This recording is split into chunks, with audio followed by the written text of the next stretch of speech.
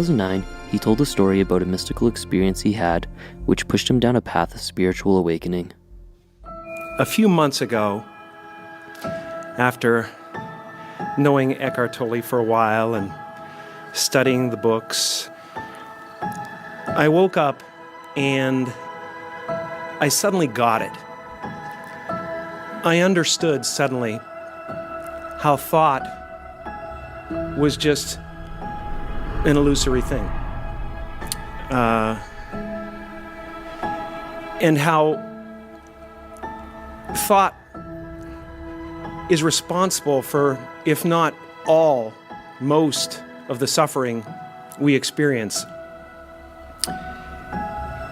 And then I suddenly felt like I was looking at these thoughts from another perspective. And I wondered, who is it that's aware that I'm thinking?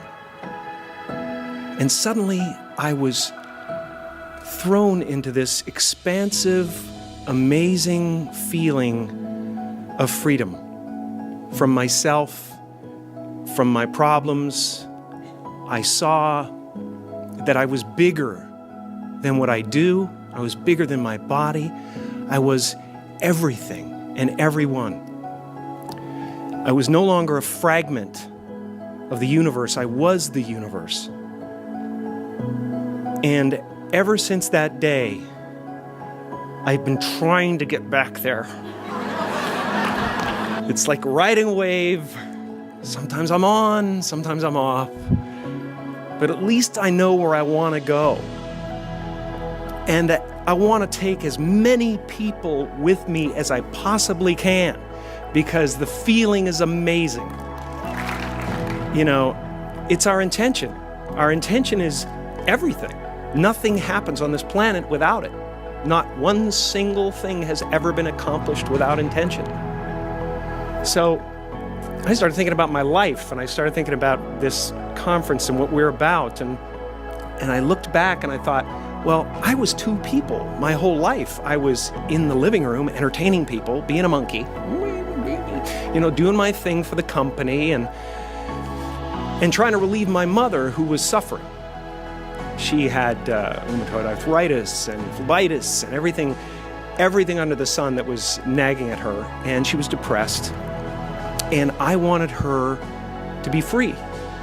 And I wanted her to realize that her life was worth something because she gave birth to someone who was worth something.